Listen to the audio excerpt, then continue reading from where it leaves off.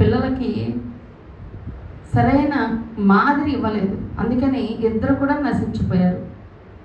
కాబట్టి వాళ్ళిద్దరూ చెడ్డ స్త్రీలుగా బైబిల్ గ్రంథంలో నిలిచారు. మన జీవితాల్లో మనం ఎలా ఉండాలనేది అనేకమైన స్త్రీలని మనం చూసి నేర్చుకోవాలండి. అందుకే స్త్రీల కూటం. ఎందుకంటే స్త్రీ ఏమంటారు లోకంలో, ఇంటికి దీపంలో ఉంటే పర్వాలా, దీపం ఆరిపోయిందనుకో ఆ ఇల్లంతా చీకటే. ఈ రోజున చాలామంది స్త్రీలు ఆర్పే దీపాలుగా ఉంటున్నారు. వెలిగించి చక్కగా కుటుంబాన్ని నడిపించే స్త్రీగా ఉండాలండి. పరిస్థితులు ఏర్పట్టే, లేకపోతే మరి ఇలాంటి వాళ్ళు పరిస్థితుల్లో ఎవరు చేస్తారండి కాపురం, లేదంటే ఎలాగండి అలాగండి అని కంప్లైంట్ చేసుకునేటట్టుగా ఈ మధ్యన ఎక్కువగా మనం వింటున్నాం. అనేక కుటుంబాల్లో కంప్లైంటింగ్ మైండ్ స్పిరిట్ ఎక్కువగా, అదొక దెయ్యం చెప్పాలంటే, ఫిర్యాదుల దెయ్యం. ఈ ఫిర్యాదుల దెయ్యం ఎప్పుడు ఫిర్యాదులు చెప్తూనే ఉంటుంది. అందరి మీద ఫిర్యాదులే, ఇంట్లో వాళ్ళ గురించే. అత్తగారి మీద ఫిర్యాదు, కోడల మీద ఫిర్యాదు, కొడుకు మీద ఫిర్యాదు, కూతురు మీద ఫిర్యాదు, మనవడి మీద, మనవరాల మీద, అన్న మీద, భర్త మీద, భార్య మీద, కూతురు మీద, ఇంకా ఎవరి మీద సరే ఫిర్యాదులు. ఇలా చేసిందండి, ఇలా చేశారు. అసలు అదొక రకమైన దెయ్యం అంట. అది మనలో పని చేయకూడదు. అలాంటి స్త్రీగాను ఉంటే ఎప్పటికీ కుటుంబం వెలగదు. హల్లెలూయా. మనం మంచి స్త్రీలుగా ఉండాలనే ఈ స్త్రీల కూటం.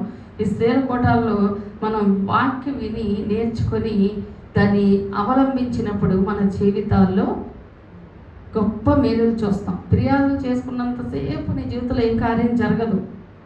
ఎందుకు జరగదు అంటే నువ్వు ఎప్పుడు కంప్లైంట్ చేస్తావు కాబట్టి. అది దేవుడికి విరుద్ధమైన మనసు. నీకు కంప్లైంట్ చేసే మనసు ఉంది అంటే నీకు సహించే మనసు లేదు. అందుకనే ప్రతిదీ నీకు తప్పుగా కనిపిస్తుంది. నిజంగా తప్పే చేశారు పోనీ, నీకు సహించే మనసు ఉండాలి, ఓర్చుకునే మనసు ఉండాలి, భరించే మనసు ఉండాలి. ఎందుకంటే చూసే దేవుడు మనకి ఉన్నాడు కనుక. హల్లెలూయా. నువ్వు ఎప్పుడైతే ప్రభా నేను ఏమి చేయకపోయినా, ఏమీ నా తప్పు లేకపోయినా నన్ను అంటున్నారు, నన్ను ఇలా అల్లరి చేస్తున్నారు, లేదా నన్ను బాధ పెడుతున్నారు అని నువ్వు ఓర్చుకుంటావో, ఆ ఓర్పుని బట్టి దేవుడు చూస్తున్నాడు. కాబట్టి ఒకరోజు నిన్ను వాళ్ళ ముందు ఘనంగా నిలబెడతాడు. నీకు న్యాయం తీరుస్తాడు ఆయనే. నువ్వేం చెప్పవసరం లేదు వెళ్ళి కంప్లైంట్లు ఎవరికి. అది మానేసేసుకోవాలి మనం. హల్లెలూయా. ఎవరి గురించి ఎవరు కూడా కంప్లైంట్ చెప్పుకోకూడదు. నువ్వు కంప్లైంట్ చెప్తున్నావంటే నువ్వు ఇంకా సరిగా మారలేదు, ఇంకా సరిగా దేవుడి నా మీద ఆనుకోలేదు, ఇంకా దేవుడి ప్రేమను నువ్వు తెలుసుకోవాలి, దేవుడిని నువ్వు సరిగా ప్రేమించలేదు. ఇవన్నీ మనం నేర్చుకోవాలి. ఈ వారం క్షమించండి, ఈ నెల మనం ఒక స్త్రీ గురించి కూడా మనం నేర్చుకుందాం. బైబిల్ గ్రంథంలో ఈ పేరు కూడా మీరు ఎప్పుడు మరి ఈ యొక్క పేరు మీరు వినుండరు. బైబిల్ గ్రంథంలో ఉందలే కానీ పేరు మీరు వినుండరు కొన్నిసార్లు. అయితే ఆ స్త్రీ గురించి చెప్పే ముందు ఇర్మియా గ్రంథంలోకి రండి. ఒక మాట అక్కడ మీతో చదివించి నేను ముందుకు వెళ్తాను. ఇర్మియా గ్రంథం 9వ అధ్యాయము 17వ వచనం. స్త్రీలు ఎలా ఉన్నారో దేవుడు అక్కడ మాట్లాడుతున్నాడండి.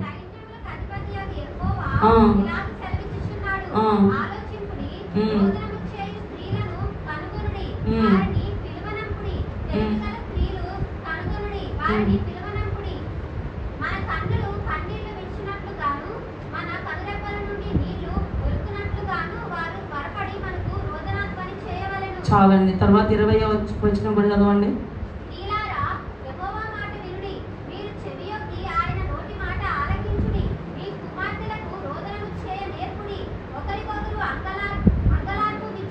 చాలండి.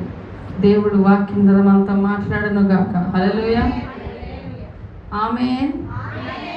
ఇక్కడ మనకి దేవుడు ఒక వాక్యంలో ఏమని చెప్తున్నాడంటే, ఇర్మియా ప్రవక్త గారు ఇక్కడ రాయించున్నాడు. పరిశుద్ధాత్మ దేవుడు మాట్లాడుతున్న మాటలు ఆలోచించండి. రోదనము చేయి స్త్రీలను కనుగొనండి, వారిని పిలవనంపడి. తెలివైన స్త్రీలను కనుగొనండి, వారిని పిలవనంపడి. రోదనము చేయుట అంటే కన్నీరు కార్చుట. ఎవరిని పిలవమంటున్నాడు దేవుడు?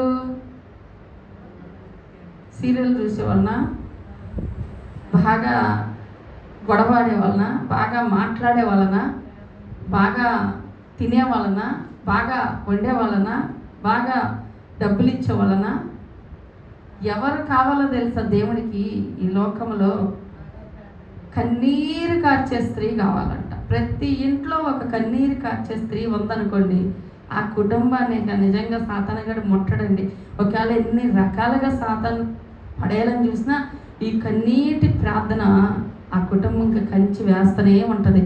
ఆ ఒక్కళ్ళని బట్టి దేవుడు ఏం చేస్తాడు తెలుసా? ఆ కుటుంబాన్ని కాపాడుతాడు. హల్లెలూయా. మన కుటుంబంలో ఉన్నారా అలాంటి స్త్రీలను ఒకసారి ఆలోచించండి. నీవే ఆ కన్నీరు కార్చే స్త్రీగా ఎందుకు ఉండకూడదు? అసలు కన్నీరు కార్చి ప్రార్థన చేయడం అనేది చాలా గొప్ప భాగ్యం అండి. చాలామంది దాన్ని చులకనగా ఎంచుకుంటారు, సిగ్గుపడిపోతామంటారు, లేకపోతే ఏమన్నా అనుకుంటారేమో అని అనుకుంటారు. ఏమనుకోరు. అసలు కన్నీళ్ళు కార్చే వల్ల దేవుడు పిలవమంటున్నాడు ఇక్కడ. రోదన చేసేవాళ్ళు, అయ్యా అయ్యా అయ్యా నా కుటుంబాన్ని కాపాడయ్యా, అయ్యా నా బిడ్డలను కాపాడయ్యా అని ఏడవాలంటే రోదన చేస్తారు. పిల్లలు చూడు, ఏదైనా కొనకపోతే ఎలా ఏడుస్తారు వాళ్ళు? పిల్లలు ఉన్నారు కదా, వాళ్ళకి బిస్కెట్ బయట కొనకపోతే ఏం చేస్తారు? చిన్నప్పుడు కాళ్ళు చేతులు ఆడిస్తా, గుండెలు బాదుకుంటే ఏదో ప్రపంచం ఇంకా అంతమైపోద్ది కాసేపట్లు అన్నట్టు ఏడుస్తారు వాళ్ళు. మనం ఎప్పుడైనా అంత దేవుని సన్నిధికి వచ్చి మన పరిస్థితులను బట్టి మనం ఏడుస్తున్నామా? కనీసం కొన్ని ఒంటరిగా ఉన్నప్పుడు నీ ఇంట్లో నువ్వు వ్యక్తిగతంగా కన్నీరు కార్చి గుండె పగిలేలా ఏడ్చి ప్రార్థన చేస్తున్నావా? ఒక్కరోజు కూడా కన్నీటి ప్రార్థన చెయ్యని రోజు మన జీవితంలో ఉండకూడదు. హల్లెలూయా. కన్నీరు కార్చే వాళ్ళనే దేవుడు పిలుస్తున్నాడు ఇక్కడ. రోదనము చేయ విద్య, రోదనము చేయ వారిని పిలవండి. ఎందుకంటే వాళ్ళు తెలివైన స్త్రీలుగా ఉన్నారు. ఎవరు కన్నీరు కారుస్తారో వాళ్ళు తెలివైన వాళ్ళండి. కొంతమందికి బాగా పాడడం రాదు, బాగా మాట్లాడడం రాదు, అసలు తెలివి ఉండదు, నవ్వుతూ ఉంటారు ఎక్కిలిగా, వాళ్ళకి ఏం తెలియదు. కానీ వాళ్ళ కన్నీటి ప్రార్థన వచ్చండి. వాళ్ళ ఒక్క పాయింట్ మీద దేవుడు వాళ్ళ కృపచూరు నడిపిస్తాడు. మనం అనుకుంటే వీళ్ళకి ఏం లేదు, ఇంత టింగరగా ఉన్నారు, వీళ్ళకి సరిగ్గా పాట రాదు, వాక్యం చదవడం రాదు, కనీసం నలుగురిలో మాట్లాడడం రాదు, పిల్లల్ని గల పంపించాలో తెలియదు, గైడెన్స్ ఇవ్వాలో తెలియదు. టింగర స్త్రీలు కొంతమంది ఉంటారు. వాళ్ళని చూసి వీళ్ళు ఎలా ఎంత ఆశీర్వదించబడుతున్నారు అంటే దేవుడు వాళ్ళకి ఒక్కటి తెలిసిందనుకోండి, ఏంటిది? కన్నీరు కార్చి ప్రార్థన చేయడం. అదొక్క పాయింట్ చాలండి దేవుడికి, ఒక్కటి క్వాలిటీ చాలు. అసలు నువ్వు బాగా పాడపోయినా పర్వాలా, నువ్వు బాగా వాక్యం అందించకపోయినా పర్వాలా, ఎన్ని పర్వాలేదంటే వద్దని కాదు, అసలు ఉండాల్సింది ఏంటి? కన్నీటి ప్రార్థన. మూతాన్ని ఇచ్చేయచ్చమ్మా, వచ్చేమ్మా. ఇంకా ఒకళ్ళు ఉండి అవ్వలేదు ఇంకా అక్కడ సర్దడం. కన్నీటి ప్రార్థన. అందుకే ఈసారి ఇలాగ చెప్పారు, ఇట్లాంటివి పెట్టద్దు, చేసుకొని రండి, అందుకు విహేన్గా తీసుకురండి అని ఇంతకి చెప్పే వాళ్ళకి. ఎందుకంటే అదొక పని. అసలైంది మిగిలి మరి ఎలాగా అసలైంది ఉండకుండా అసలైనది అయిపోతుంది అక్కడ. అందుకని పాప మళ్ళీ ఏమో ఘనంగా చేయాలి, ఘనంగా పెట్టాలి అని అనుకుంటారు. మంచిదే, కానీ వాక్యంకి టైం సెట్ అవ్వట్లేదు. అందుకనే ఈసారి అలాగే బెండకాయో కాకరకాయో చిక్కుడుకాయ వండుకాయ వచ్చేసేయండి మీరు, ఏది కుదురుతుంది ఇక్కడ మాత్రం పెట్టదు. ఒకవేళ నిజంగా పెట్టాలనుకుంటే ముందు రావాల్సిందే, ఒక నైట్ ముందే. అంతే. హల్లెలూయా. దేవునికి స్తోత్రం. అయితే ఇక్కడ రోదనము చేయి స్త్రీలను కనుక్కోమంటున్నాడు.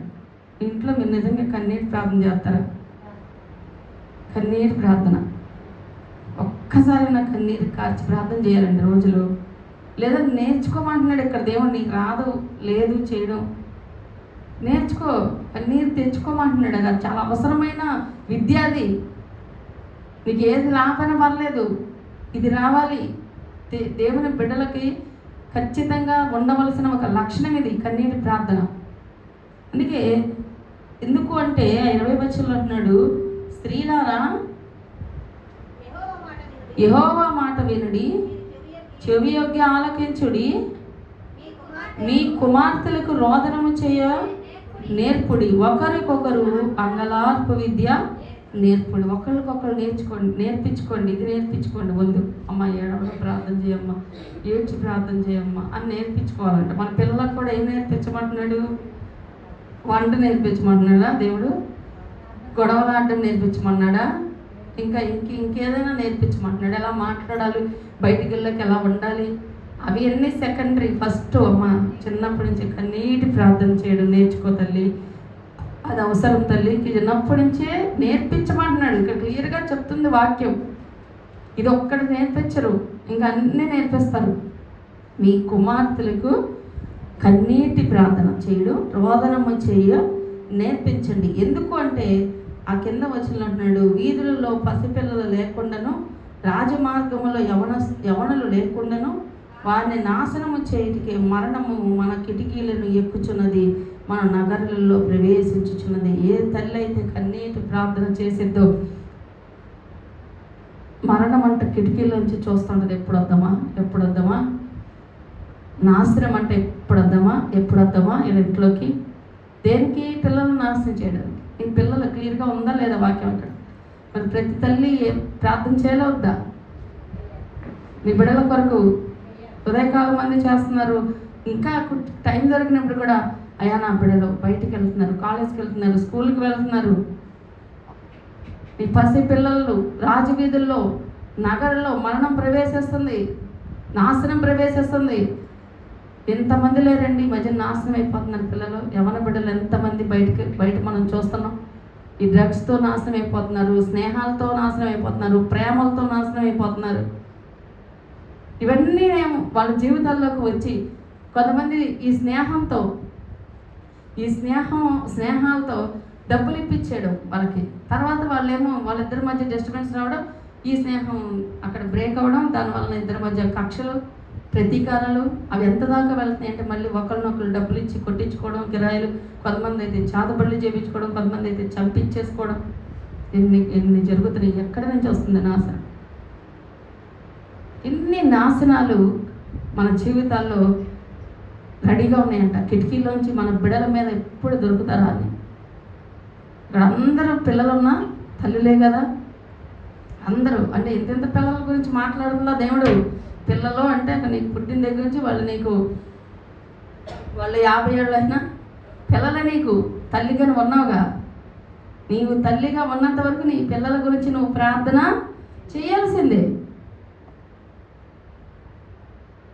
అలా చేసిన ఒక స్త్రీ గురించి ఈరోజు ఆ స్త్రీ ఎందుకు అంత ప్రయాసపడింది అనేది మనం ఈరోజు తెలుసుకుందాం. హల్లెలూయా. ఇప్పుడు మనం సమూయేలు గ్రంథం 3వ అధ్యాయము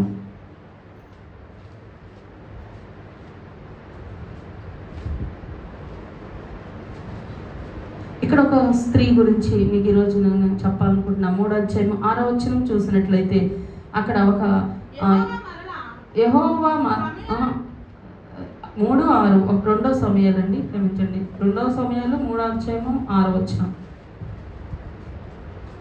2వ సమూయేలు సౌలు కుటుంబకులకు దావీదు కుటుంబకులకు యుద్ధము జరుగుచుండగా అబ్నేరు సౌలు కుటుంబకులకు బహు సహాయము చేసెను. అయ్యా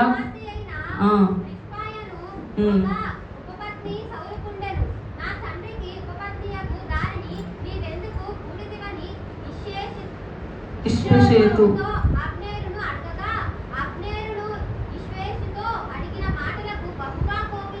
చాలు అక్కడ చాలు, చాలా కష్టపడుతున్నారు కదా, నేను చదువుతా తర్వాత. ఇక్కడ ఒక స్త్రీ పేరు ప్రస్తావించబడింది. ఆమె పేరు రిస్పా. ఏం పేరు చెప్పండి? రిస్పా. అందరూ చెప్పాలి. ఈ పేరు ఎప్పుడైనా విన్నారా మీరు?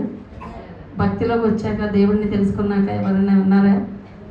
ఎవరు వినలేదుగా. ఓకే, ఈరోజు ఈ స్త్రీ గురించి మనం తెలుసుకుందాం. ఈమె తండ్రి పేరు అయ్యా. తన పేరే అయ్యా కుమార్తెకు రిస్పా అంట.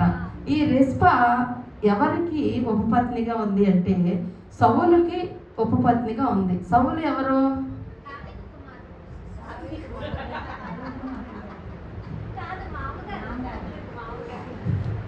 సౌలు దావీదుకి మామగారికి మాత్రమే కాదు, ఒక మహారాజు. ఇజ్రాయేలులో మొదటి రాజు కూడా సౌలే. అప్పటికి రాజరికాలు లేవు. దైవజనులు, న్యాయాధిపతులు నడిపిస్తున్నారు సంఘాలని, అలాగే సైన్యాన్ని. ఇజ్రాయేలీల్ని. వాళ్ళు రాజు కావాలి, మాకు రాజు కావాలని కోరుకున్నారంట ఒకరోజు. అప్పుడు దేవుడు సౌలు గారిని రాజు చేశాడు. హల్లెలూయా. ఒక మంచి ఫస్ట్ వాళ్ళకి ఎంతైనా ప్రాధాన్యత ఉంటుంది కదా. మొట్టమొదటి ప్రధానమంత్రి, మొట్టమొదటి ముఖ్యమంత్రి, మొట్టమొదటి లీడర్, వాళ్ళకి కొన్ని ప్రత్యేకతలు ఉంటాయి, ఒక పేరు ప్రఖ్యాతలు ఉంటాయి. సౌలుకు కూడా ఒక పేరు ప్రఖ్యాతగా ఉంది అంటే అతడు మొదటి రాజు. ఈ మొదటి రాజు గారికి భార్య కాదు, కానీ ఈ రెస్పా అనే ఒక స్త్రీ ఎవరు అంటే ఒక ఉపపత్ని. ఆ రోజుల్లో రాజుగారులకి అప్పటికి ధర్మశాస్త్ర ప్రకారం వాళ్ళకి ఇలాంటివి ఏమీ లేవు కనుక, కొత్త నిబంధన వాళ్ళకి అమలు కాదు కనుక వాళ్ళు ఏం చేసేవాళ్ళంటే, వాళ్ళు ఏ విధంగా ఒక ఊరు వెళ్ళినప్పుడు వాళ్ళు ఒక మంచి అందంగా ఉన్న స్త్రీ ఎవరైనా ఉంటే వాళ్ళు తీసుకొచ్చుకొని వాళ్ళు అంతఃపురంలో పెట్టుకునేవాళ్ళు. ఉపపత్ని అంటారు వాళ్ళని. ఈ రోజుల్లో వేరేగా అంటారు, అది మనకు తెలుసు, దాన్ని మనం చెప్పకూడదు ఇప్పుడు. అయితే ఈ ఉపపత్నిగా ఉన్నవారికి పెద్ద పేరు ప్రఖ్యాతులు ఉంటాయి అంటారా? చెప్పండి. ఉండవు. వాళ్ళ యొక్క జీవితం ఇప్పుడు ఆమెకి ఇష్టమన్నా లేకపోయినా ఆయన రాజు కనుక ఆయన రమ్మనంగానే ఆయనతో రావాలి. ఆమెకు అంతకు ముందు ఏదైనా ప్రేమ ఉండొచ్చు, లేదంటే ఏదైనా ఆశలు ఉండొచ్చు, కోరికలు ఉండొచ్చు, చాలా ఉండొచ్చు. కానీ ఆమెకి ఇష్టం లేకపోయినా కూడా ఇప్పుడు రాజుగారి కోరుకున్నాడు కనుక ఆయన అంతఃపురంలోకి వెళ్ళాల్సిందే. ఆమె జీవితంలో మొదటిగా తన యొక్క స్వతంత్రాన్ని తను కోల్పోయింది ఆ స్త్రీ. పోనీ అక్కడికి వెళ్ళాక ఏమన్నా గుర్తింపు ఉందా అంటే ఆమెకి ఏమీ గుర్తింపు ఉండదు. మహారాణికి కదా గుర్తింపు ఉంటుంది.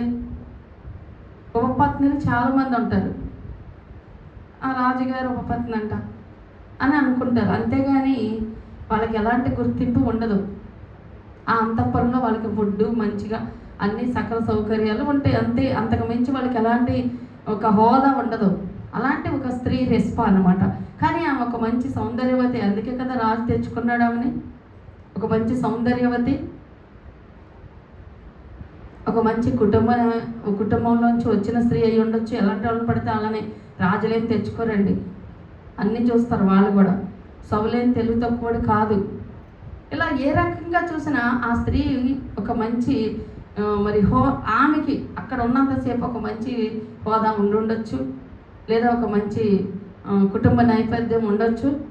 ఒక మంచి కుటుంబంలో పుట్టిన స్త్రీగా ఒక మంచి లైఫ్ పొందుకోవాలనే ఆశతో ఉన్న స్త్రీగా కూడా రెస్పాన్స్ చూస్తాం. కానీ ఈమెని తీసుకొచ్చి అంతఃపురంలో పెట్టాడు. కానీ అక్కడ ఏం జరిగిందంటే, సౌలు చరిత్ర చాలా ఉంది, అదంతా మనం ఇప్పుడు టచ్ చేయద్దు, మన టైం వేస్ట్ అయింది. సౌలు గారు ఒకరోజు యుద్ధంలో చనిపోతాడు. చనిపోయిన తర్వాత ఆ స్త్రీ పరిస్థితి ఏంటి చెప్పండి? రెస్పా పరిస్థితి. ఈ రెస్పా పరిస్థితి ఎంత దారుణంగా అయిపోయింది. అప్పటికే ఆమె హృదయంలో ఎన్నో బాధలు ఉండొచ్చు. ఒక గుర్తింపు లేని స్త్రీగా ఆ మనసు నలిగిపోయి ఉండొచ్చు, ఆ బాధ పడుతూ ఉండొచ్చు. అలాంటి స్త్రీగా ఉంది. తర్వాత ఏమో భర్త చనిపోయాడు, రాజుగారు చనిపోయాడు. చనిపోయిన తర్వాత ఈమె రాజు దగ్గర సైన్యాధిపతిగా అబ్నేరు అనే ఒక సైన్యాధిపతి ఉన్నాడు. ఈ అబ్నేరు ఈ స్త్రీ మీద కన్నేసాడంట. కన్నేసి ఈమెను ఏదో రకంగా మంచి చేసుకోవాలని ఆమెకి ఏదో రకంగా హెల్ప్ చేయడం, ఏదో రకంగా సాయం చేయడం, ఏదో రకంగా ఆమెతో మాటలు కలపడం, మంత్రాలు జరపడం, ఇవన్నీ చేసి ఆమెని ఒకరోజు ఆమెకి ఇష్టం లేకుండానే ఆమెను పాడు చేశాడు. ఇది సౌలు కొడుక్కి తెలిసింది. సౌలు కొడుక్కి తెలిసిన వాళ్ళకంత ధైర్యం ఉండదండి. ఎందుకంటే ఈయన హోదా ఏంటో తెలుసా? ఈ అబ్నేరు హోదా ఒక లీడర్, ఒక మంచి సైన్యాధిపతి. ఈయన దగ్గర కొన్ని వేల మంది సైన్యాన్ని లీడ్ చేస్తున్నాడు, కొన్ని లక్షల మంది సైన్యాన్ని లీడ్ చేస్తున్నాడు. అప్పటికే యుద్ధ నైపుణ్యం కలిగిన వాడు, ధైర్యం, ఒక మన యొక్క భాషలో చెప్పాలంటే తను ఒక బాహుబలి లాంటి వాడు అనమాట. చెప్పాలంటే ఆయన కొట్టిన వాళ్ళు లేరు. అలాంటి ఒక మంచి హోదాలో ఉన్నాడు అబ్నేరు. కానీ ఎప్పుడైతే రాజు చనిపోయాడో ఆ రెస్పా మీద కన్ను వేశాడంట. ఆమె అందంగా ఉంటుంది, సౌందర్యంగా ఉంటుంది, ఎలాగో రాజుగారు లేరు, ఇంక ఈమె ఉపపత్ని కనుక ఇంకేం గుర్తింపు లేదు, ఈమెను ఏదో రకంగా నేను ఇచ్చేయాలి అని ఒకరోజు ఆమెను పాడు చేయడం జరిగింది. ఇంకా కృంగిపోయింది రెస్పా. ఆ తర్వాత సౌలు కొడుకు పిలిచి అడుగుతాడు ఆమెను అది క్షమించండి. అతను అడుగుతాడు, నువ్వెందుకు నా యొక్క తండ్రి ఉపపత్ని నువ్వెందుకు పాడు చేసావు అని అడిగితే ఆ కొడుకు మీద కూడా కోపం వచ్చేస్తుంది అబ్నేర్కి. అక్కడ ఏమంటాడు తెలుసా? అబ్నేరు ఇష్బేషేతు అడిగిన మాటకు బహుగా కోపగించుకొని, నిన్ను దావీదు చేతికి అప్పగింపగా నీ తండ్రి అయిన సౌలు ఇంటి వారికి, అతనికి సహోదరులకు, అతని స్నేహితులకు ఈవేళ ఉపకారం చేసిన నన్ను యోధా వారికి చేరిన కుక్కతో సమానంగా చేసి ఈ దినమున ఒక స్త్రీని బట్టి నా మీద నేరము మోపుదువా? యెహోవా దావీదునకు ప్రమాణము చేసిందంటే ఏమంటున్నాడు తెలుసా?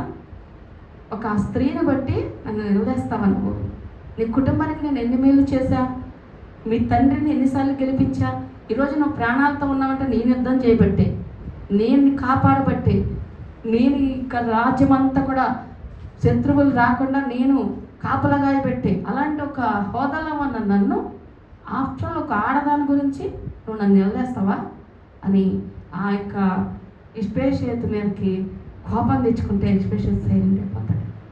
అసలు తండ్రి చచ్చిపోయి తండ్రి లేడు వెనకాల. ఇప్పుడు ఈయన గారి చేతిలో రాజ్యం వెళ్ళదు, కానీ ఆ పవర్ అనేది అలాగా ఉంటుందండి.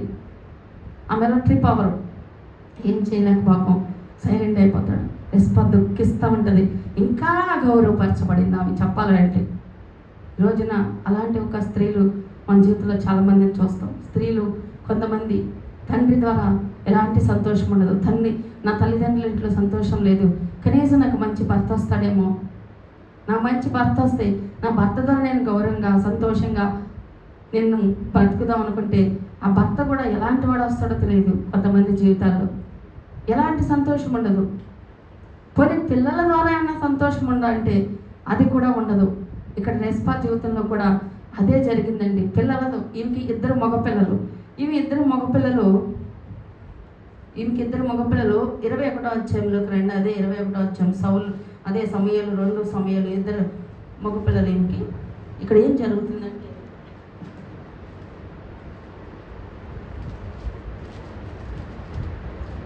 7వ వచనం 21:7 చదవండి.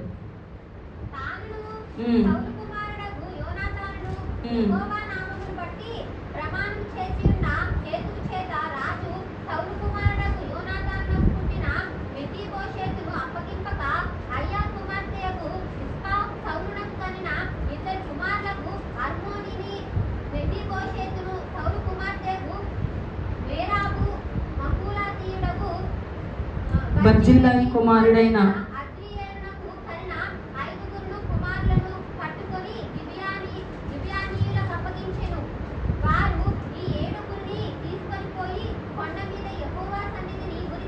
చాలండి. ఇవి చరిత్ర చూసినట్లయితే ఎంత దుఃఖకరంగా ఉందో చూడండి. అటు భర్త ద్వారా ఎలాంటి సంతోషం లేదు, గౌరవం లేదు, సమాజంలో గౌరవం లేదు. ఇద్దరు బిడ్డలు మగపిల్లలు చక్కగా అప్పుడు దాకా ఒక మంచి హోదాలను పెరిగారు. వాళ్ళు కూడా ఎట్లయినా రాకుమారులతో పాటు కాకపోయినా ఎంతో కొంత వాళ్ళకు కూడా అన్ని సకల సౌకర్యాలు ఉంటాయి. మంచి గౌరవంగానే వాళ్ళు కూడా ఆ కోటలో పెరిగిన వాళ్ళే. కానీ ఇక్కడ ఏం జరిగిందో తెలుసా? ఆ రోజు వాళ్ళకి అది పైనుంచి చదివితే చాలా టైం పట్టిద్దని నేను చదివించలేదు. అక్కడ వాళ్ళకి ఒక కరువు వచ్చింది. మీరు ఇంటికి వెళ్ళాక కంపల్సరిగా చదువుకోండి. అక్కడ వాళ్ళకి కరువు వస్తుంది. 2 సమయాలు 21వ అధ్యాయం మొత్తం మీరు చదవండి. అక్కడ ఏదైనా పెట్టుకోండి, బుక్కులో ఒక మార్క్ పెట్టుకోండి. ఇంటికి వెళ్ళాక మర్చిపోకుండా చదవండి. నేను అడుగుతా మళ్ళీ నెక్స్ట్. ఒక కరువు వచ్చినప్పుడు వాళ్ళు ప్రార్థన చేస్తాడు దావీదు. అప్పటికి దావీదు రాజు అయిపోతాడు. సౌలు చనిపోగానే దావీదే కదా రాజు అయింది. దావీదు రాజు అయిపోతాడు. రాజు అయినాక ఆ ఊర్లో 3 సంవత్సరాలు కరువు వచ్చింది. ఆ దేశంలో ఎన్ని సంవత్సరాలు? 3 సంవత్సరాలు. మామూలుగా మనకు ఒక నెల పని లేకపోతేనే ఎంత కరువు కదా, అవునా కదా? చెప్పరే అట్లా సైలెంట్ అంత తెలియట్లేదు. అంతా ఒక వారం పని లేకపోతే మంచిగా వండుకుంటారా? బిర్యానీలు, కూరలు అచ్చడి వేసుకొని తిన్నామండి. ఏం చేస్తాం? కొంచెం అన్ సీజన్ కదా, లేదా వర్కులు లేవు కదా, లేదంటే ఈ నెల కొంచెం శాలరీ లేట్ అయింది కదా, కొన్ని రోజులకి మన పరిస్థితి అది. కానీ ఇక్కడ 3 సంవత్సరాలు దేశంలో పంటలు పండలేదు. 3 సంవత్సరాలు పంటలు పండకపోతే వాళ్ళ జీవితంలో ఎంత కరువు ఉంటుందో చూడండి. కరువు ఎందుకు వచ్చింది? కొన్ని జీవితాల్లో ఎంత సంపాదించినా కొంతమందికి డబ్బులు ఉండవు. ఏమన్నా కొనుక్కోమంటే ఇబ్బంది పడిపోతారు. అమ్మో అమ్మో అంటారు. దేవుడి కృప అంటే అవి అట్లా వస్తూ ఉంటాయి. కొన్ని సమృద్ధి లేకపోయినా దేవుడు కొన్ని నింపుతూ ఉంటాడు ఇళ్లలో, అది వేరే విషయం. ఇలా 3 సంవత్సరాలు కరువు వచ్చినప్పుడంట ప్రార్థన చేస్తాడు దావీదు. ఎందుకంటే ఆయనగా రాజు, మరి ఆ దేశ ప్రజల బాధ్యత రాజు మీద ఉంది. అయ్యా ఏంటి ప్రభా 3 సంవత్సరాలు కరువు అయిపోయింది, ఏం చేయాలి తండ్రి అంటే దేవుడు అంటాడు, ఇగో సౌలు గారు చేసిన ఒక పని ఏంటంటే ఆ పలానా వారి విషయంలో దావీదు యెహోవాతో మనం చూస్తే గిబియోనీయులు వాళ్ళొక జాతి.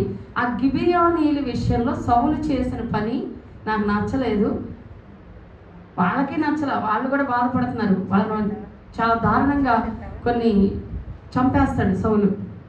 వాళ్ళను బట్టి ఆ కుటుంబం అంతా శపించబడ్డారు.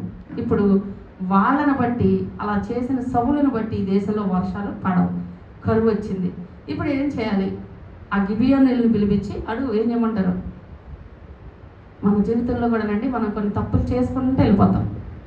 చేసేసి మనకు తప్పు అనిపిస్తే ఎప్పుడైనా క్షమించైనా ప్రభు తప్పు అయిపోయినా అంటాం. ఆ మనిషిని పిలిచి మనం తప్పు క్షమించు అని అడగాలి. ఎవరిని పడితే వాళ్ళని, ఏది పడితే దాన్ని గాయపరిచేసి మాటలనేసి, నోరు ఉంది కదా అనేసి, లేదంటే హోదా ఉంది కదా అనేసి, అధికారం ఉంది కదా అనేసి, నేను ఏమైనా చేయగలను కదా అనుకొని కొన్ని తప్పులు చేసాం అనుకో, దాని వెనకాల ప్రభావం ఎలా ఉంటుందో తెలుసా? ఇక్కడ ఎలా ఉందో మన జీవితాల్లో కూడా అదే కరువు. అది ఏదో ఒక రకంగా రావచ్చు మన జీవితాల్లో. ఎప్పుడో సౌలు చంపేశాడు గిబియోనీయుల్ని. ఆ గిబియోనీయులేమో ఏడుతున్నారు, బాధపడుతున్నారు. ఆ గిబియోనీయుల పక్షంగా వర్షాలు ఆపేశాడు దేవుడు. దావీదు ప్రార్థన చేస్తే గిబియోనీయుల గురించి నేను కరువు పంపించాను, వర్షాలు ఆపేశాను, వాళ్ళని పిలిపించి మాట్లాడు అన్నాడు.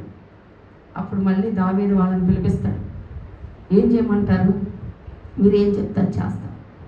ఇప్పుడు రాజు హోదాలో నేను ఉన్నా, సౌలు లేడు. సౌలు గారు చేసిన తప్పుకి ప్రాయశ్చిత్తంగా మమ్మల్ని ఏం చేయమంటే అది మేము చేస్తాం. మాకు వర్షాలు పడతలేము, కరువుగా ఉంది, బహు భయంకరంగా ఉంది కరువు, ఎంతమంది చనిపోతున్నారు, సరైన ఆహారం లేదు, ఈ రోజులలాగా స్టోర్ చేసుకోవడం, లేదంటే ఆ దేశం నుండి ఈ దేశం నుండి పంపించుకోవడం అంత లేదు, డెవలపింగ్ లేదు ఆ రోజుల్లో. ప్రాయశ్చిత్తంగా ఏం చేయమంటారంటే వాళ్ళు ఏమడుగుతారు తెలుసా? మీ వెండి బంగారాలు. దావీదు ఏమనుకుంటాడంటే మరి ఇంకేదైనా చూడండి, అక్కడ 3వ వచనంలో అంటారు, రాజుకు దావీదు గిబియోనీయులను పిలిపి, నేను మీకేమి చేయకూడదునో యెహోవా స్వాస్థ్యము మీరు దీవించినట్లు దోష నివృత్తికే దేని చేత నేను ప్రాయశ్చిత్తము చేయదునని వారిని అడగగా, గిబియోనీయులు సౌలు అతని ఇంటి వారును చేసిన దాని నిమిత్తము ప్రాయశ్చిత్తము కలుగుటకై వెండి బంగారాలు కానీ ఇశ్రాయేలులో ఎవరినైనాను చంపుటియే కానీ మేము కోరిట లేదన్నది. హల్లెలూయా. ఏమొద్దంట వాళ్ళకి? వెండి బంగారాలు మాకొద్దు. ఈ ఇజ్రాయేల్ ప్రజలందరిలో ఎవరు కూడా మాకొద్దు. మరి ఎవరు కావాలి? చాలామంది తల్లిదండ్రులు ఏం చేస్తారు తెలుసా? మా బిడ్డల కోసమే కదండి ఏం చేసినా అన్యాయంగా సంపాదించేస్తారు. మా బిడ్డల కోసమే కదండి ఏం చేసినా అని దౌర్జన్యంగా సంపాదిస్తారు. మా బిడ్డల కోసమే కదండి ఏం చేసినా అని మోసం చేసి సంపాదిస్తారు. మా బిడ్డల కోసమే కదా ఏం చేసినా అని ఇంకొకరు కడుపు కొట్టి, ఇంకొకరు బిజినెస్ తీసి, ఇంకొకరు పని కూల్చి సంపాదిస్తారు.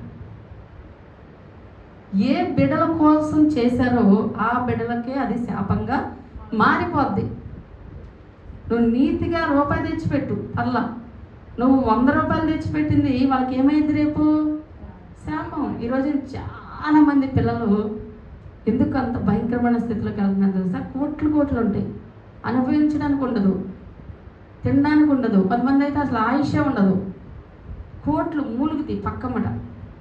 కానీ ఏం ప్రయోజనం? ఉన్నది ఒక్క కొడుకు లేడండి, ఈరోజు ఉన్నది ఒక్క కొడుకు అండి, ఇలా పిచ్చోడు అయిపోయాడండి, ఉన్నది ఒక్క కూతురండి, బ్రతికేలా అయిపోయిందండి. ఎందుకు? నువ్వు అన్యాయంగా సంపాదించేసి వాళ్ళకి అదేమంటే నా పిల్లల కోసమే కదండి నేను ఏం చేసినా చెయ్యొద్దు. నువ్వు సంపాదించేది నీతి మొత్తంగా సంపాదించు. నువ్వు సంపాదించేది దేవుడి చిత్తమా కాదా ఆలోచించు. దేవుడికి చిత్తం లేని కూడా డబ్బు ఎక్కువ వస్తుందంటే అది దేవుడికి ఇష్టం లేనిదైతే నువ్వు వదిలే. అది నీ పిల్లలకి ఏమాత్రం ఆశీర్వాదం కాదు. నీ పిల్లలు కడుపు మార్చుకొని పడుకున్నా పర్లేదు. రోజంటే నాకు బాగా పిల్లలు ప్రార్థన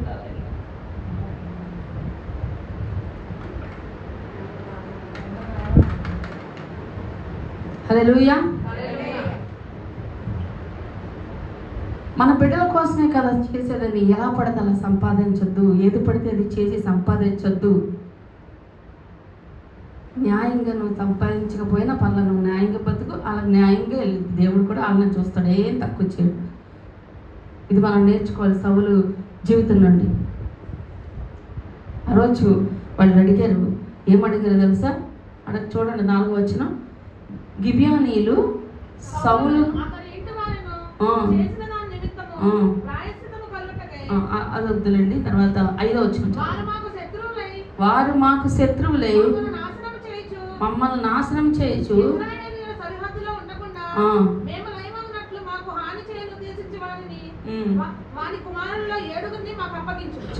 ఎంతమందిని అడిగారు?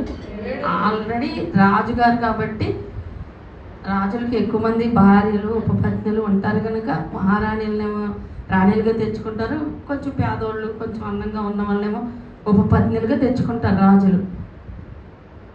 వాళ్ళకి వీళ్ళకి పిల్లలు ఉంటారు, ఒక్కొక్కరికి ఒక్కొక్క కోట కడతారు, ఒక్కొక్కరికి ఒక్కొక్క అన్ని సకల సౌకర్యాలు సిద్ధపరుస్తారు, మంచిగా చూసుకుంటారు. వీళ్ళకి ఒక 10 మంది పని మనుషులు పెడతారు, వాళ్ళకి ఒక 10 మంది పని మనుషులు పెడతారు.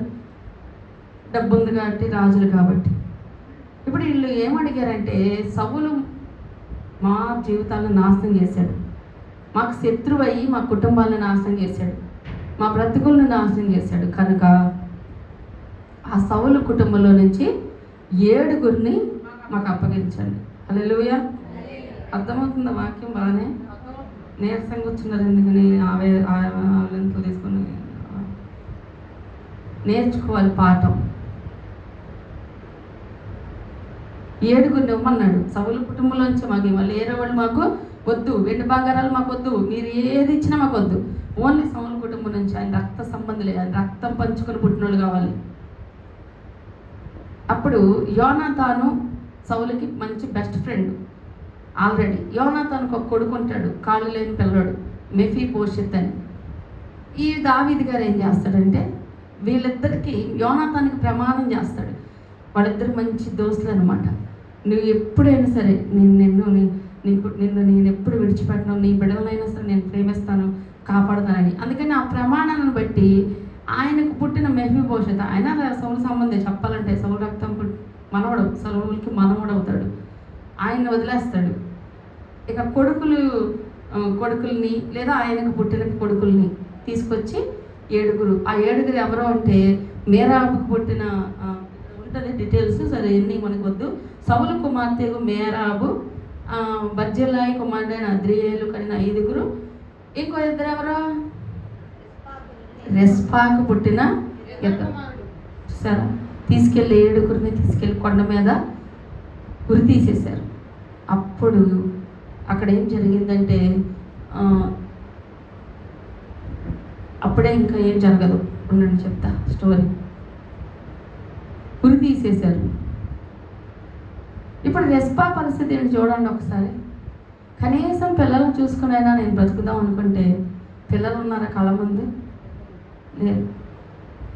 ఇక ఆ స్త్రీ ఎంత దుఃఖం అండి. కొన్ని జీవితాలు ఇలాగే ఉంటున్నాయి కదా ఇప్పుడు కూడా. అయ్యో నా భర్త సరిగా లేడు, నా తండ్రి సరిగా లేదు, నా పుట్టింటిలో నేను సరిగా పెరగలేదు, నా పుట్టింటి ద్వారా ఎటువంటి సుఖం లేదు, సంతోషం లేదు. కనీసం కొన్ని భర్త మంచోడు వస్తాడంటే, ఆ భర్త ఒక తాగుబోతుగా, మోటువాడిగా, తిరిగిపోతుగా, అనుమానం చేసేవాడిగా, మొరటివాడిగా, సోమరిపోతుగా, ఇలాంటి భర్త నాకు దొరికాడు అని బాధపడే స్త్రీలు కూడా ఉన్నారు. హల్లెలూయా. తర్వాత ఏమో ఇంకా పిల్లల ద్వారా సుఖపడతామంటే, ఆ పిల్లలు కూడా పరిస్థితి మరి దారుణంగా అయ్యేవాళ్ళ పరిస్థితి. మొన్న ఒక స్త్రీ నాకు ఒక విషయం చెప్పింది. ఏం చెప్పిందంటే, అమ్మ మరి నాకు మన భర్త ఉందన్నారు, నా బిడ్డ కొంచెం ఎట్టకొట్ట మాట అనేవాడు, ఆయన మంచం మీద పడుకున్నాడు, ఆయన మంచం మీద ఉండి ఈ సంవత్సరం మంచం మీద ఆయనకి చేశాను, నేను బ్రతుకుతాడు అనుకున్నాను దేవుడి కృపను బట్టి. కానీ మరి ఆయన అవిధేయతలు, దేవుడు కృప కటాక్షం దొరకలేదేమో, ఆయన దేవుడి సన్నిధికి వెళ్ళిపోయాడు. కానీ ఈ బిడ్డను చూసుకొని బతుకుదాం అనుకున్న ఒక్కడే కొడుకు.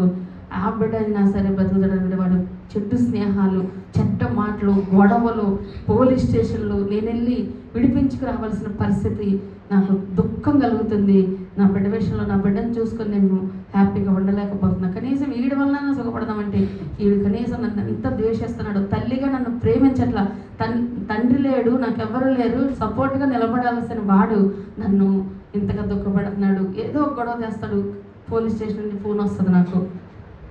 వాళ్ళంట పోనీలే తండ్రి ఈమెయిల్ బతులు అడుతుంటే అయ్యా ఆ నాన్న ఈ మధ్యన చనిపోయాడు అయ్యా అంటే పాప ఈమెను చూసి ఈమె దేవుడి బిడ్డగా కనీసం ఏం ప్రార్థన చేస్తుండగా ఈమెను చూసి వాళ్ళు ఏం చేశారు, పోనీ ఇంకోసారి దొరికివా ఇయ్యవే అని అడిగి వార్నింగ్ ఇచ్చి పంపించేస్తారు.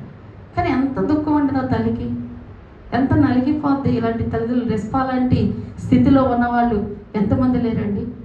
కానీ దేవుడు నిజంగా మన జీవితాల్లో ఇప్పుడు కృపాయుగంలో మనం ఉన్నాం కనుక ఎంతగా క్షమిస్తున్నాడో, ఎంతగా ఓర్చుకుంటున్నాడు, ఎంతగా ప్రేమిస్తున్నాడు, ఎంతగా కృప చూపుతున్నాడు, ఎంతగా బ్రతుకులు మారుస్తున్నాడు, తారుమారు చేస్తున్నాడు, ఎంతమంది హృదయాలను దర్శిస్తున్నాడు ఆయన.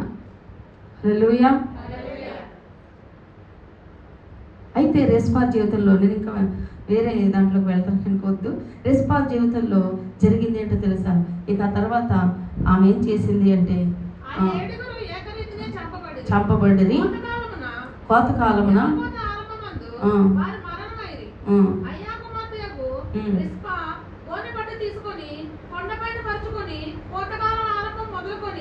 ఆకాశము నుండి వర్షము ఆ కళేబరం మీద కురియు వరకు అచ్చడనే ఉండి పగలు ఆకాశ పక్షులను వాటి మీద వాలకుండాను రాత్రి అడవి మృగములు దగ్గరకు రాకుండాను వాటిని కాయచుండగా అయ్యా కుమార్తె యొక్క రిస్పా అను సౌలు ఉపపత్తి చేసినది దావీదుకు వినబడింది. చాలు. ఏం చేస్తుందంటే ఇవి తీసేశారు, కాపలా కాస్తుంది. ఎంత బాధ కలిగిందో తెలుసా ఈ స్టోరీ చదువుతున్నప్పుడు. ఒక కొండ మీద బిడ్డల్ని ఉరి తీసేశాక ఇటోళ్ళు వెళ్ళిపోయారు. అమ్మయ్య దేవుని ఉగ్రత తగ్గిద్ది, మనకి కరువు పోద్ది, ఒక పని అయిపోయిందని ఎటోళ్ళు వెళ్ళిపోయారు. దేవుడికి వాళ్ళకి ఇచ్చిన మాట నెరవేర్చమని దావీదు వెళ్ళిపోయాడు. మా పగ చల్లారింది, మా ప్రతీకారం మేము తీర్చుకున్నాం, మా అమ్మయ్య అని వాళ్ళు వెళ్ళిపోయారు. వాళ్ళు ఎన్నో నష్టపోయారు. ఇక ఎవరు మిగిలారు ఇక్కడ? ఆ 7 శవాలు ఆ కొండ మీద, ఈ రెస్పా. ఇవి ఇంక ఎవరి కోసం బతకాలి? ఇంటికెళ్ళి ఏం చేసింది ఇవి?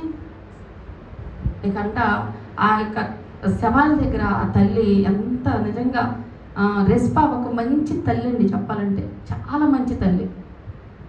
ఆ శవాల మీద ఆకాశ పక్షులు వాలకూడదు, ఆకాశ పక్షులు వచ్చి మాంసం పీక్కొని తింటే కాపలా కాసిందంట. అడవి మృగాలు ఒకవేళ వచ్చి రాత్రిపూట ఆ యొక్క తీసుకుని వెళ్ళిపోతాయేమో అని గోనె పట్ట కట్టుకొని అంటే తగ్గించుకొని ఉపవాసం ఉండి ఆమె ఆ కోత ఆరంభం అంటే పక్షులు అటు ఇటు తిరిగే టైం అనమాట.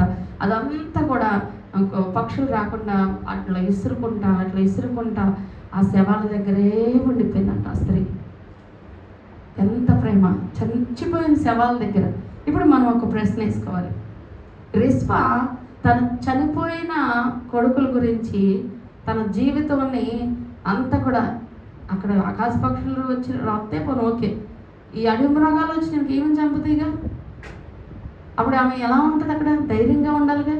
ఒక ధైర్యంగా ఎదుర్కొందండి. నిజంగా ఒంటరి అయిపోయాక భయపడద్దు, అయ్యో నా జీవితం ఒంటరి, నాకు ఎవరు లేరని నువ్వు ధైర్యం కలిగిన స్త్రీగా ఉంటే దేవుడు ఒకరోజు నీ విషయంలో కలగజేసుకుంటాడనేది మన రెస్పా జీవితం నుంచి నేర్చుకోవచ్చు. ఆ కొండ మీద పగలు లేదు, రాత్రి లేదు, తిండి లేదు, తిప్పలు లేవు, ఏమి లేవు. నా బిడ్డల శవాన్ని ఏమన్నా ఎత్తుకెళ్ళిపోతాయేమో, నా బిడ్డల శవాన్ని ఏమన్నా ఆకాశ పక్షులు రాబందులు వచ్చి తీసుకెళ్ళిపోతాయేమో. కనీసం వీళ్ళు సమాధి చేయబడాలి. ఆ రోజుల్లో వాళ్ళని ఇంకా అక్కడ ఉరేసారనుకోండి, వాళ్ళ ఒక శాపగ్రస్తులుగా ఎంచి వాళ్ళని అలా వదిలేస్తారు, వాళ్ళని సమాధి చేయరు. నా బిడ్డలకు కనీసం సమాధి అన్నా జరగాలి, మంచిగా సమాధి జరగాలి అని ఆ తల్లి ప్రయాసపడింది. అక్కడే ఉండిపోయిందంట. హల్లెలూయా. ఎవరిదా ఫోన్ అమ్మా? స్విచ్ ఆఫ్ చేసుకోండి. స్తోత్రం చెల్లింతుము, స్తుతి స్తోత్రం చెల్లింతుము, యేసునాథుని మేలులు తలచి స్తోత్రం చెల్లింతుము,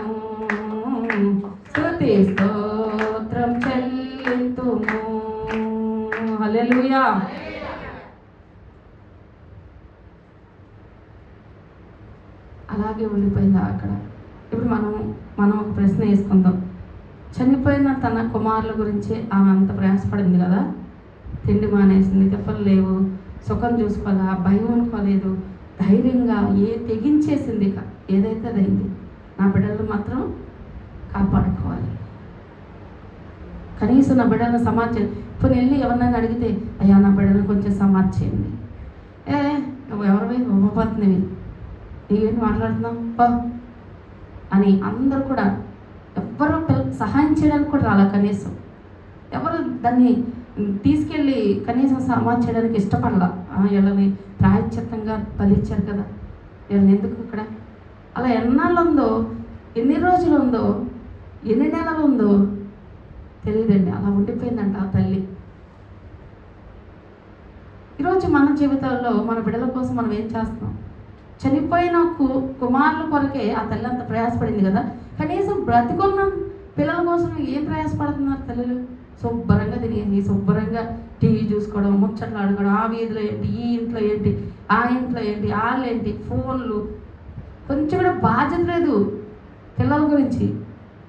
వాళ్ళు ఏమైపోతున్నారు, వాళ్ళు ఏమవడం కాదు, ఆస్తి పనులు అవ్వవసరలా, కనీసం ఆత్మీయులుగా ఉంటే రేపు రెండవ రాకడ వచ్చినప్పుడు నా బిడ్డలు దాచబడితే చాలయ్యా, కాల్చబడకూడదయ్యా వాళ్ళ అగ్నిలో అని తల్లికి మంట పట్టాలి, ప్రయాస ఉండాలి. నా బిడ్డలు చెడు స్నేహాల్లో పడిపోకూడదు, నా బిడ్డలు రకరకాల స్నేహాలు ఆకర్షిస్తున్నాయి బయటికి వెళ్తుంటే, ప్రేమ ప్రేమ అని అబ్బాయి జీవితంలో అమ్మాయి వచ్చి ఆ జీవితం నాశనం, వాళ్ళ గురించి గొడవలు, వాళ్ళ గురించి కొట్లాటలు, వాళ్ళ గురించి చంపుకోవడాలు, లేదా ఆ అమ్మాయి జీవితంలో అబ్బాయి రావడం, అబ్బాయి జీవితంలో అమ్మాయి రావడం, దీనివల్ల ఆ కుటుంబం అంతా దుఃఖం, ఆ కుటుంబం అంతా మనశ్శాంతిని కోల్పోవడం, ఇలా ఎన్ని డిస్టర్బెన్సెస్ అండి పిల్లల జీవితాల్లో. ప్రతిరోజు మన బిడ్డల కోసం ప్రయాసపడాలి. చనిపోయిన తల్లి చనిపోయినా కూడా వదిలిపెట్టలేదు వాళ్ళని, బతికున్నప్పుడే మనం వాళ్ళ కోసం ఏం చేయట్లేదు. ఈరోజు మనం మంచి తల్లిని ఎట్లా? ఆమె చాలా గ్రేట్ చెప్పాలంటే. ప్రయాసపడింది చనిపోయిన బిడ్డల కొరకు, బ్రతికున్న బిడ్డల కొరకు ఈరోజు ప్రయాసపడతలా. సీరియస్గా తీసుకోవాలి ఈరోజు ఈ విషయం. మీరు ప్రతి ఒక్క తల్లి కూడా, ఇక్కడ తల్లులు ఉన్నారు, తల్లిలందరూ చేతులేస్తారు. నేను స్తోత్రం. నా చనిపోయి రాత్రిలో తల్లి అవ్వలేదు మీరు, తల్లి అవ్వలేదు మీరు. ప్రతి తల్లి ఈరోజు ఒక సీరియస్గా తీసుకోండి. ఒక రెస్పా చనిపోయిన కుమారుల కొరకే అంత ప్రయాసపడింది, తిండి మానేసింది, తిప్పల కనీసం ఉపవాసం చేసి నీ బిడ్డల కొరకు ప్రయాసపడిపోతే అట్లా. ఈరోజు నేను పొద్దున్న వచ్చేటప్పుడే పొద్దున్న పెట్టుకున్నాడు. నేను ఈరోజు వచ్చేటప్పుడే ఒక చిన్న క్లిప్పింగ్ నాకు ఏదో ఒకటి వెళ్ళిద్ది నా మైండ్లోకి పెడితే, అది శారణమ్మ గారు ఒక చెప్తుంది, ఒక పరిచయం చేస్తుంది ఒక వ్యక్తిని. వాళ్ళ దగ్గర ఎప్పుడు ఉంటాడు ఒక ఆయన, శ్రీను గారు అని. ఆ బ్రదర్ని ఏమని చెప్తుందంటే, ఇంకొక బ్రదర్ తీసుకొచ్చి ఆయన ఎక్కువ ఉండేవాడు అంట. ఇప్పుడు నా వెనకాల సువర్ణ ఎట్లాగో తిరుగుద్దో సేవలో ఫస్ట్ నుంచి, ఆమె వెనకాల అయ్యగారు ఉపాసనలోకి వెళ్ళినప్పుడు నాకు తోడు ఈ పిల్లోడు నా కొడుకు, అంటే పెద్దగానే ఉన్నాడులేండి, నా కొడుకు లాంటోడు, నా వెనకాల ఉండేవాడు, ఇప్పుడు ఈయన సేవకుడు అయ్యాడు, ఈయన వెళ్ళిపోతా ఈ తోక నా తోక, ఇప్పుడు ఇంకో తోక నాకు ఇచ్చేళ్ళారని ఆమె చెప్తుంది. ఇప్పుడు ఈ సీను నాకు తోకలా, ఈయన నా వెనకాల నా బిడ్డలా ఉంటాడు. కానీ ఈయన వచ్చినప్పుడు దేవుడు అంటే ఇష్టం లేదంట, ఏదో గిటార్ ప్లే చేయడానికి వచ్చాడంట శ్రీను బ్రదర్ అన్న ఆయన. నేను ఫస్ట్ తమ్ముడేమో అనుకున్నా, శారణం గారు తమ్ముడేమో అనుకున్నా, కానీ ఎవరో మామూలు వ్యక్తి అంట. ఆ వ్యక్తి వచ్చినప్పుడు ఈయన వెళ్ళిపోతా సేవకి, అమ్మగారు ఈయన ఉంచుకోండి మీరు, ఈయన మీకు తోడుగా ఉంటాడు అని అయ్యగారు ఫాస్టింగ్లోకి వెళ్ళినప్పుడు, ఎక్కడికైనా ప్రేస్ చేయడానికి వెళ్ళినా అమ్మగారు ఎక్కడికైనా ఇప్పటికీ ఆయన పక్కనే ఉంటాడండి ఎప్పుడు, ఆ శ్రీను బ్రదర్ అన్న ఆయన. మేము వెళ్ళినప్పుడు కూడా చూసాం. అయితే అందరూ ప్రార్థన చేస్తుంటే కళ్ళు మూసుకునేవాడు కాదండి, ఇలా చూస్తూ ఉండేవాడు అంట. చూస్తా ఉండి ఈయనేంటి చూస్తున్నాడని అడిగిందంట. ఏంటయ్యా సురేష్, ఆయన ఏంటి చూస్తున్నాడు, ప్రార్థనలో ఏకీపించినట్టు? ఆయన అసలు ప్రార్థన కదా, ఆయన దేవుణ్ణే నమ్మడండి, ఆయన అలాంటి వాడంటే. అదేంటయ్యా దేవుణ్ణి నమ్మనని తెచ్చి ఇక్కడ పెట్టావా నువ్వు అంటే, మరి ఆయన గిటార్ బాగా ప్లే చేస్తాడు అమ్మగారు అన్న.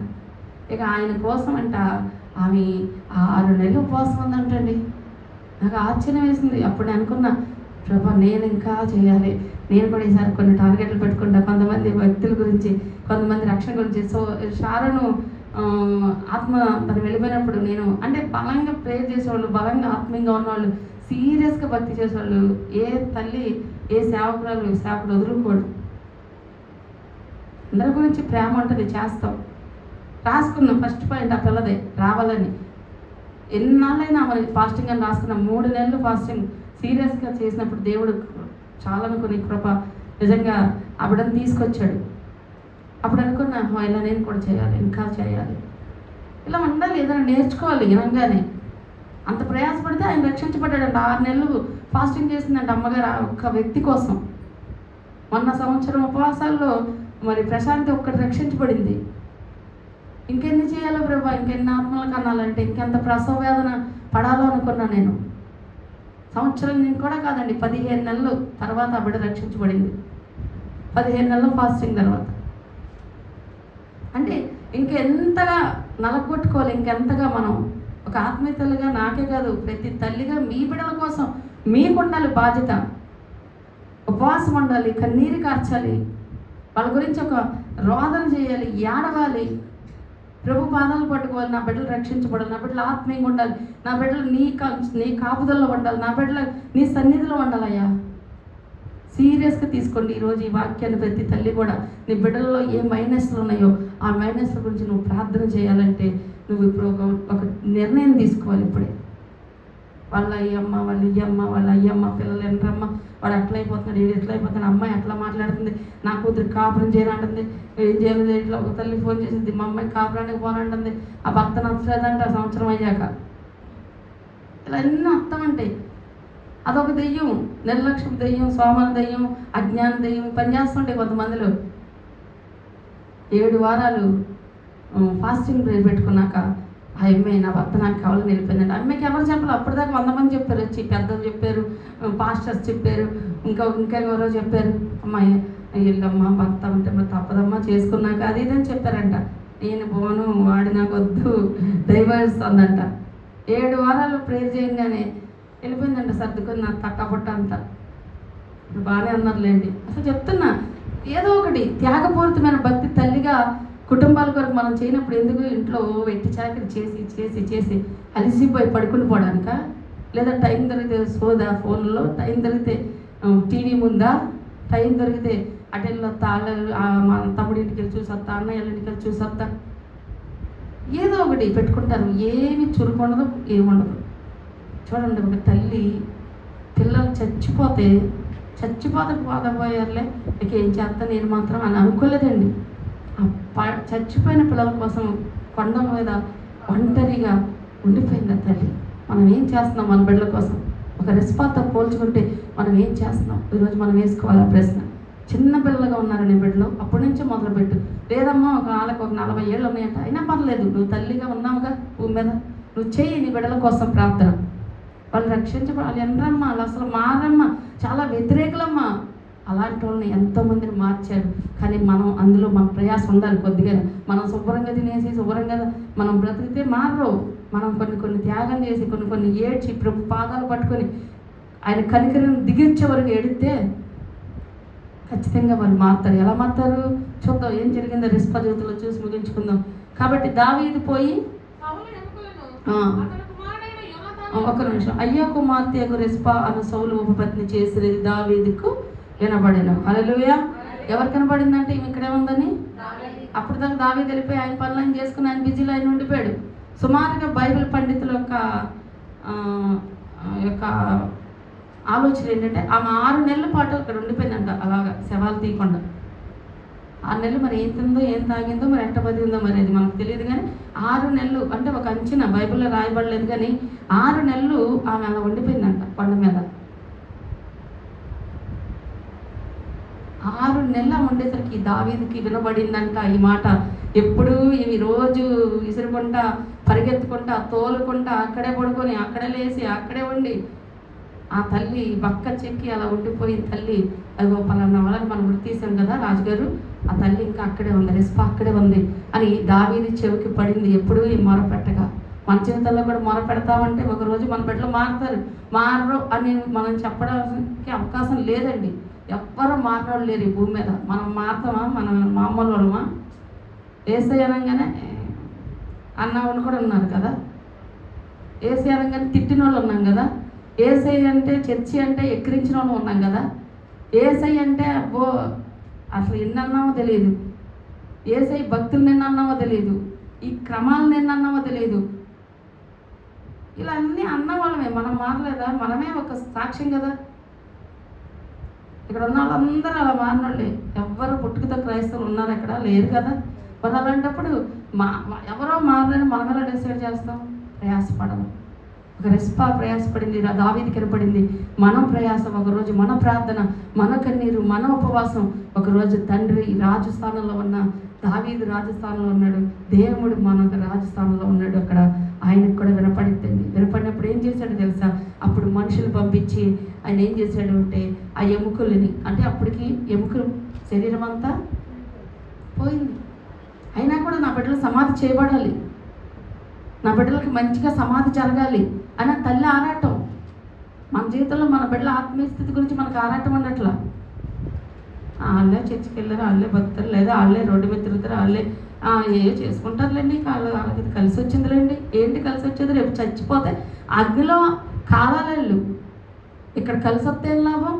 దేవుడు కలిసి నడవనప్పుడు మనతో వాళ్ళకి ఎన్ని కోట్లు ఉంటే ఏం లాభం? అస్సలు అశ్రద్ధ చేయొద్దు. మీ బిడ్డలు ఎంత ఉన్నత స్థానంలో ఉన్న ప్రతి తల్లి కూడా, వాళ్ళు అక్కడ చిన్నపిల్లలైనా, వాళ్ళు ఒకవేళ కోట్లకు పడగలెత్తులైనా, ప్రతి తల్లి కూడా ఆ బిడ్డ కోసం, వాళ్ళ రక్షణ కోసం ప్రయాసపడాల్సింది. ఒకరోజు దేవుడికి వినిపించింది నీ బాధ, వెళ్ళిద్ది నీ కన్నీరు, అక్కడికి నీ మొర వెళ్ళిద్ది దేవుడి దగ్గరికి, ఆయన కలగ చేసుకుంటాడు. ఇక్కడ ఆమెకి ఏం చేశాడంటే ఆ ఎముకలనంట పంపించాడు మనుషుల్ని. దావీదు గారు వెళ్ళండి అక్కడికి వెళ్ళి ఆ ఎముకలన్నీ కూడా తీసుకొచ్చింది. 14 వచనం చదవండి.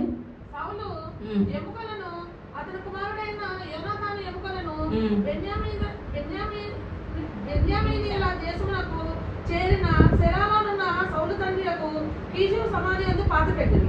రాజు ఇలాగ చేసిన తరువాత దేశము కొరకు చేయబడిన విజ్ఞాపన దేవుడు అంగీకరించాడు. చాలండి. ఎప్పుడు అంగీకరించాడు దేవుడు? మళ్ళా వాళ్ళు చనిపోయి వాళ్ళ శవాలు తీసుకెళ్ళి సమాధి చేపట్టి అప్పుడు ఆ తల్లి నా బిడ్డలు మంచిగా ఒక రాజు దగ్గరే, మళ్ళీ ఎక్కడైతే రాజుగారిని చేశారో, ఆయన తండ్రి గారిని చేశారో, అక్కడ అంతా ఒక రాజరిక పద్ధతిలోనే ఆ సమాధి కార్యక్రమం జరిగితే ఆ తల్లికి శాంతి కలిగింది.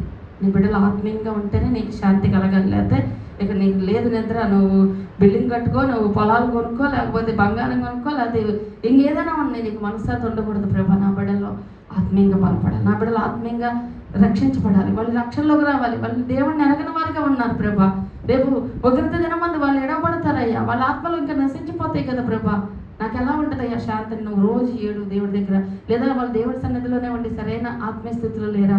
రోజు ఏడు దేవుడి దగ్గర ప్రభా నా బిడ్డలు ఆత్మీయంగా ఉండాలయ్యా, నా బిడ్డలు నీకు దీవెనకరంగా ఉండాలయ్యా నీ ఏడు. ఒకరోజు దేవుడికి ఏర్పడుద్ది.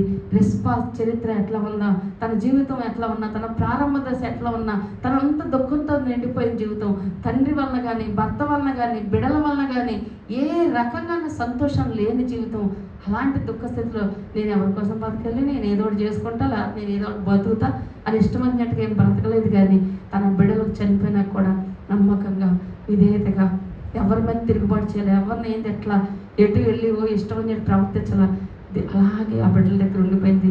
ఆ దీనత్వం, ఆ విధేయత, ఆ యొక్క మరి క్రమం దావీదుకి వెళ్ళింది. దేవుడికి వెళ్తే మన జీవితంలో చేసేవి కూడా ఈరోజు నువ్వు కూడా అలా రెస్పాలాగా ఒకవేళ ఏమన్నా ఒంటరితనం అనిపిస్తే నువ్వు పిచ్చి పిచ్చి నిర్ణయాలు తీసుకొని పిచ్చి పిచ్చిగా నువ్వు బ్రతకొద్దు. లేదా ఒకవేళ నువ్వు మంచి తల్లిగా నువ్వు ఉండాలనుకుంటే నువ్వు బిడ్డల కోసం నువ్వు ప్రార్థన చేయి. ఒకవేళ ఒంటరిగా ఉన్నావు, భర్త వల్ల సుఖం లేదా, బాధపడకు, దేవుడి దగ్గర ప్రార్థన చేయి, వింటాడు ఒకరోజు. తల్లిదండ్రుల వల్ల మనశ్శాంతి లేదా, శాంతి లేదా, సుఖం లేదా, ప్రార్థన చేయి నీ తల్లిదండ్రుల గురించి. నీ బిడ్డల వల్ల ప్రశాంతత కోల్పోతున్నావా? నీ బిడ్డలే నీకు ముళ్ళుగా మారారా? నీ బిడ్డల వల్ల నువ్వు ఎక్కువ దుఃఖపడాల్సిన పరిస్థితి వస్తున్నాయా? పర్వాలేదు, ప్రార్థన చేయి దేవుడి దగ్గర. ఒకరోజు అది రాజు దగ్గరికి చేరిద్ది. హల్లెలూయా. చేసుకోండి వ్యక్తిగతంగా, కొద్ది నిమిషాలు ప్రార్థన చేసుకోండి వ్యక్తిగతంగా. నిజంగా